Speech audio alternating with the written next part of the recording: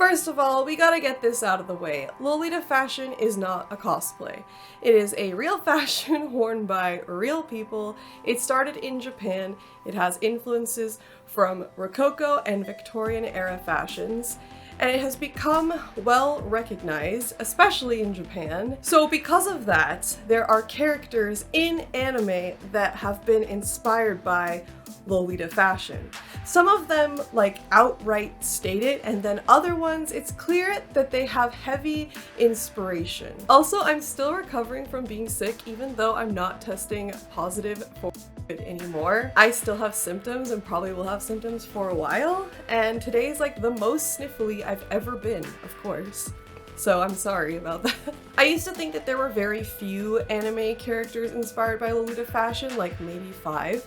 But in doing research, I have realized that there are so many, like too many to even count.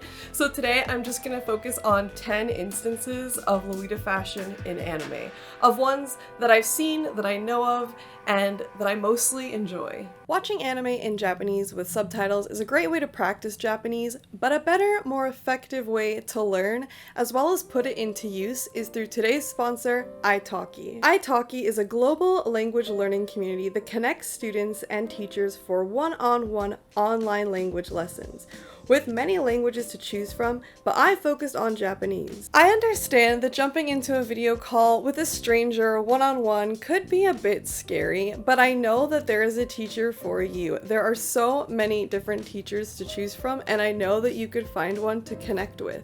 And there are even group classes if you would rather start as more of a passive learner. There are so many benefits to learning one-on-one with an online tutor, because you can really focus on the areas that you want to learn. A lot of teachers offer different courses, like a crash course for travel, or something more specific for business and work. I took lessons with Teppei because I found his profile really inviting, and he definitely lived up to that. Teppei helped me focus on more casual speaking in Japanese because I learned in college, so the way that I speak is incredibly formal. And it's important for me to learn more casual speaking because I primarily use my Japanese at conventions with friends and guests, and I've already run into times where people find it strange that I am addressing them so extremely formally. Teppei taught me a great deal of new phrases to implement that were less rigid than the phrases that I was using before in casual conversation. In his class, he encouraged me to try even if I made mistakes, and he created an atmosphere where it felt okay and comfortable to make mistakes. I didn't feel any judgments. It was lots of fun, tons of laughs. I made one horrendous mistake when he asked in Japanese what I enjoyed about Japan when I visited. I meant to reply with kaimono, which means shopping, but I said kodomono, which means children. He understood from the context that this was an egregious mistake, but can you imagine if I had made this mistake and it was not in a learning situation? That could have been horrible, and I'm glad that I've learned it now, and I will never mistake those two words ever again. I definitely plan to book more lessons with Teppei, and I highly recommend him if you are looking for a teacher. He is so fun and friendly, his class is really comfortable and a great place to practice and learn Japanese at any level. I've studied Japanese off and on for years now, and I definitely struggle with finding times to use it, and booking sessions through italki will provide a space for you to actually use the language that you are learning, to actually speak in it, which is something that I'm really rusty in and desperately need.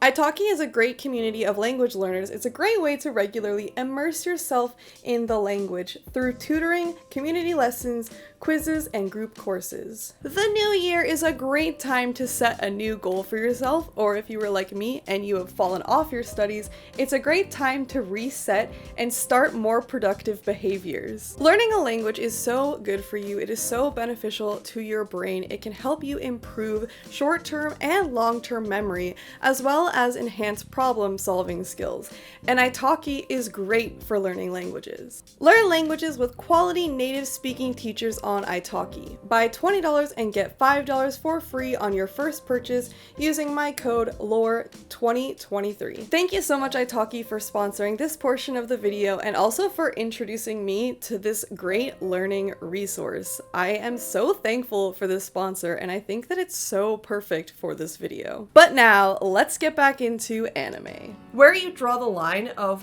what character is Lolita or not is really up to you. Some of them, there's little tiny influences, some of them it's like really obvious. I wanted to mention that Bittersweet Rocco has a series on Lolita fashion inspired characters, and some of her answers are different than mine and my answers are different than hers.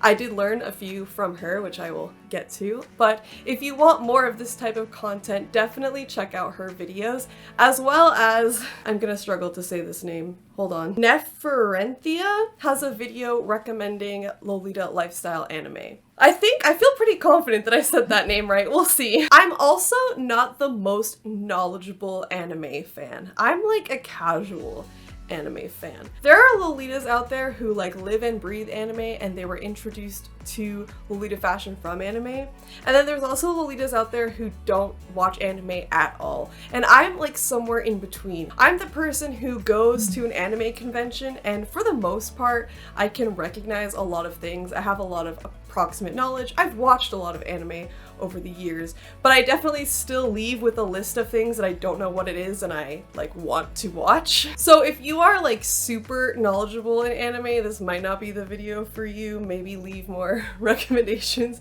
in the comments. I think this is for like more newbies and people who don't watch a lot of anime but want to. However, I still invite you to maybe remember some that you have forgotten about or also share with me in appreciating. I'm gonna try to start with the most obvious and get more obscure, at least what I think and feel. Number 1, Cardcaptors or Cardcaptor Sakura. This is probably my one of my favorite animes. I was gonna say my favorite anime. It's probably my favorite magical girl anime. I'm sorry Sailor Moon, I'm sorry Madoka. It just has such a nostalgic place in my heart. And Madison, although it's not expressly stated, she definitely is a Lolita. The fashion that she wears is clearly inspired by Lolita fashion. And I love everything about her because her style is so cute and she loves to make videos. She makes a lot of costumes for Sakura that are inspired by Lolita and some that are not. Her outfits don't always reflect Lolita fashion, but it's very often that she wears something that looks Lolita or Lolita adjacent, and it's just like such a nice, warm, fun anime. Number 2, Paradise Kiss. Paradise Kiss is all about fashion students, and a lot of the inspiration comes from real-world Harajuku alternative fashion styles. And the thing that I love about Ai Yazawa's writing of characters is that their relationships are really real, and she doesn't shy away from really heavy topics and like heavy situations. However, I understand that not everyone is in the place where you want to watch that and deal with it. And I recently watched or rewatched the dub of it, and I found that the dub really doesn't go into any of those heavy topics like at all, which I think is a huge disservice to the overall story. I think that you need that to really understand all of the character development and the characters better. However, if you're not in a good mental place to watch that sort of thing, I wanted to recommend the dub because you can have this sort of fun slice of life anime without the heavy stuff and just appreciate fashion and Lolita through it. But when you do feel mentally ready, I do recommend watching the subtitled version and reading the manga because I really enjoy it and it gives the characters more deeper, realistic feelings. As well, it's sort of a sister to this. If you haven't seen Nana or read Nana, it's not Lolita, but it is still in the world of like Vivienne Westwood and alternative fashion, specifically punk style and kind of like, I would guess Gyaru maybe? I'm not really sure how you would categorize Hachiko's fashion, but it's a similar realm and the story is phenomenal. I think that it's something that a lot of Lolitas could relate to. We know that Lolitas love that dynamic of like a super cutesy, sweet person and then like an edgier, gothier, darker styled person. Number 3, Gosick. I feel legally required to mention Gosick. It's a pronunciation on Gothic. I'm probably saying it weird right now because I am still sick. But there are 2 characters in this anime that are Gothic Lolita, like explicitly mentioned as being Lolita fashion, but I just could not get into this story. I don't know why, it just couldn't pull me in. I think that I'm not usually a fan of like really historical inspired stories, I don't know. But if you are looking for a historical mystery romance featuring Gothic Lolita characters, it might be perfect for you. Maybe I'll like give it a rewatch too, because you know, sometimes you're in a different mood and you can't get absorbed into it, but then later on you can. So let me know in the comments if you think that I should give it another go. Number 4, Fantasista Doll. Fantasista Doll is another magical girl anime surrounding cards. The Fantasista Dolls are warriors that are summoned through cards. The character Akari is attributed as being like the Lolita character. She's wearing Gothic Lolita. But a lot of the Fantasista Dolls I feel are inspired by Lolita and have Lolita inspired looks, and every time I watch it I feel really inspired to dress up and try new things. It's really just an adorable atmosphere, and I find that I really like the fashion style, the way that it's interpreted through this anime. I don't know, I just really like it. It has kind of like princessy magical elements, but it still kind of feels grounded, like something that I could try to recreate or bring in elements to my coordinates. Number 5, Aikatsu. Finally, I can talk about my love of Aikatsu. Aikatsu is an idol anime, and I admit that it can be a lot if you are not in the mood for like a super cutesy, ooh type of feel. It can be a little bit overwhelming, and there's periods of times where I cannot watch it, it's just too much, but then there's other times when I can, and there's so many episodes to watch out there that I know it's just always there for me. There are a bunch of idols at a school, and like through the years they cycle through different characters that bring different unique styles, and within the world there are different brands that make clothes for the idols to perform in, and they collect them through cards that they then wear and perform in. So many of the brands in the Aikatsu world I can see connections to Lolita fashion brands in real life, specifically like Angelic Sugar. Come on, it's definitely inspired by Angelic Pretty. The fashion style is definitely more idol, it's a lot more over the top, it's a lot more extreme, but I think that being whisked away into this fun, super cutesy world, it has a similar feeling of like looking through a Gothic Lolita Bible, one of the older ones where everything's really deco and shiny and cute. There is an episode about weight loss, which I really did not love, and I would recommend skipping it, and I don't remember which episode it is.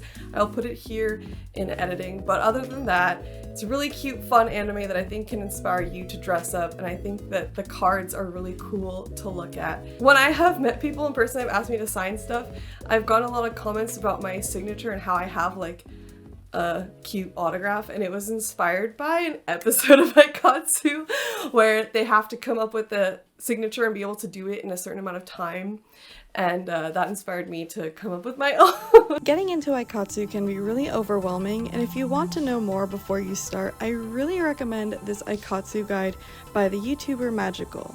Check out his channel for more idol anime coverage, as well as Yuri and Magical Girls and lots of cute stuff. I don't know if it's supposed to be said xxxholic or just holic, because in the anime they often just say holic. I don't know. I've seen so many collaborations between this anime and manga and like Lolita and alternative fashion style. I've seen these characters in stores and on pieces, but I only recently started watching it, so I don't feel like I'm really experienced in it enough to give it the full description that it deserves. But there is a Lolita character in it. She's the rain sprite. Her name is Ame Warashi. I do enjoy this anime, but I feel like it is a bit dated. It has that kind of old clamp art style which I enjoy, but I felt like the lead up to this character felt a little bit long. So if you want to watch specifically for this character, she first appears in episode 7. Number 7, Idolmaster. If you are looking for something that's a little bit more mature, a little less extreme than Aikatsu, because Aikatsu's demographic is definitely really young children, and I feel that Idolmaster's audience is tailored towards older, like teenagers, adults, older kids. So it's a little bit less ooh-ooh. I don't know how to describe that other than saying like ooh. It's like less extreme, less overtly cutesy. Ranko Kanzaki is attributed as their Lolita fashion character, although she is not always wearing Lolita fashion because the nature of idol animes, they often are changing outfits, but she is really cute and she kind of looks like a grown-up version of Akari from Fantasista Doll. I also feel like I legally have to mention Rozen Maiden, although it is another anime that I just could not get into, but it is one of the most well-known Lolita fashion inspired animes. So many characters from it are wearing Lolita fashion. Number 9, Le Portrait de Petite Cossette. So this anime I found out about recently. I think it was one of the ones that I found out about in Bittersweet Rocco's videos. And it's really short, it's only 3 episodes, and it is a little bit dated. It came out in 2004, but I absolutely love the art style of it. It looks like you're watching a moi-même moitié anime. If you've ever seen that video where they tour the moi-même moitié store and you're just surrounded in this world of gothic fantasy, that's what this anime is. That's what it looks like, and it is a horror and psychological romance story, but if you really want to be just taken into a gothic world, I recommend it. I really, really love the art style of this anime. Number 10, Artiswitch. I have had so many requests to review and react to Artiswitch, but I don't want to say too much about it because I want to give you the opportunity to watch it for yourself. It's quite short, it's only 6 episodes, and the episodes themselves are pretty short, and it's all on YouTube. It's a really recent anime, it came out in 2021, and I absolutely love it. It features Lolita fashion in multiple characters, and it takes place in Harajuku, and the world building, it just makes you feel like you are there, like you are living in this magical world. It also debuts a lot of other fashion styles that are inspired by Harajuku street styles, and I really, really love the art style. It feels like an updated Style Savvy. If they made Style Savvy for the PC, I feel like this is what it would look like, or this is what I would want it to look like. Lastly, this has nothing to do with Lolita fashion, a little bonus recommendation, but while I've been sick, I rewatched the series Recovery of an MMO Junkie, and I love it so much. I just want to recommend it to everyone because it's so rare to find an anime where the protagonist is an adult. So much anime takes place in high school or middle school, so it's really nice and refreshing to watch an anime around an adult, like a slice of life anime with adults. The characters within the MMO are kind of cutesy and like in a similar realm to Lolita fashion, so I think that Lolitas would enjoy this. I think that a lot of you would enjoy it, even if it isn't about fashion per se. That's all the recommendations I have for today. Let me know if you knew all of these. Let me know if any of these were new to you, your thoughts, and share any recommendations that you may have. And as always, stay lovely.